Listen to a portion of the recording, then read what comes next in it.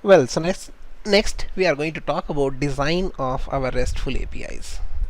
So design of RESTful API. And when we design an API, then we look at mainly like we should say requirements and design of the RESTful API.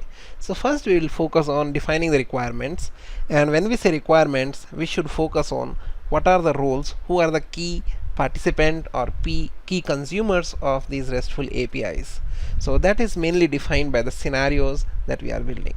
Now what is the scenario we are building here is the MCQ backend that we are developing. We should say author should create a quiz, or author should have an option to create a quiz.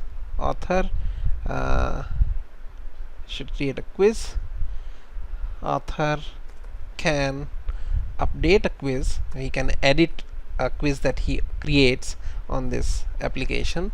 Then author, so these two lines, if we read, we see, okay, author is a key player, and this author can be anyone. He can be a teacher, he can be a student who is creating a quiz on this application. So role players that we have is, first there will be author who is authoring a quiz. Then there will be a candidate, there will be a contestant who is taking the quiz. So we can say contestant is another key player that we will have. And next, if we talk about, so before that let's list that we are building an MCQ application that allows authors to create and host MCQ quiz contests for contestants and have automated grading or ranking system for the results. And author should also be able to see the results in, or author should be able to analyze results in various formats. When we say that, it means author should be able to draw reports out of the results that students or contestants would have kind of obtained. So these are kind of high level requirement of the project. Then using this high level requirement, they can see that ultimately there are two key role players of this web API, which is author and contestant. And let's add one more, and that one more will be admin. So somebody has to be admin of this overall application, or overall this backend. So these are the roles that we have defined, and then for each role we will have certain scenarios.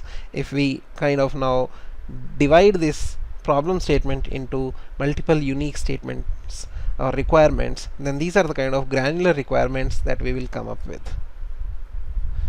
Now all this is becoming tedious because everything that we are writing in a notepad.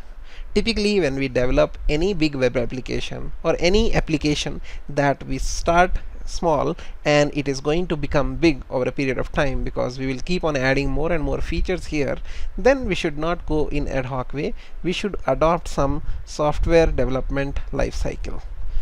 So for this we are going to follow agile methodology, where what we will do is every week or every sprint, now we define sprints in this. Sprint can be a 2-day sprint, it can be a week sprint. So typically short sprints are decided, and in those sprints we decide on features to develop. Then once the sprint is over, we kind of first it is the decide on the features. When we say decide on the features, these are kind of requirements are gathered. So this is done by someone in the team who has more domain expertise in the area. Then after the features are defined, then we write test cases, unit test cases we say, because we are going to do test driven development, and here we will be using behavior driven development approach. So these test cases will be acceptance test driven development, which will be done through BDD called SPECFLOW. There is an equivalent of that, Cucumber. this is a tool we are going to use to capture our requirements so that requirements are clearly mentioned and there is no ambiguity between what we decided to develop and what is being developed, and everything knit together. So whatever feature we develop, whatever code we write, it has to be tested thoroughly, automated way. So all these tests that we are talking about, they will be automated tests. Test is a must, and once we have automated tests, then it will become very convenient and quick for us to validate that whenever we add a new feature, our old features are not broken, and ultimately we will be moving towards a step called continuous integration, and what we would try to achieve is continuous delivery. Now these are the terms that most of the people would be after when they do kind of application development or any sort of software development, because these are the methodologies that we are going to follow. Fair. So we will experience them going forward, like how these things are taken into account. So right now the first step that we have to do is, before even we begin anything, we have to list the set of requirements, and for these requirements, as I said, we'll be using a tool, we'll be using a standard set of guidelines to define our requirements. Once requirements have been defined clearly, then we write the test code for that, and once the test code has been defined, the test cases, if we run the test cases without having the development code, we know test code is going to fail because there is no application to test. After that, actually the coding begins. So once the coding begins, every day on every commit a developer makes, there will be automated tests that he would have developed earlier that will be executed, and we will see the results of them. So this is the overall picture of how we are going to develop our web API for this backend.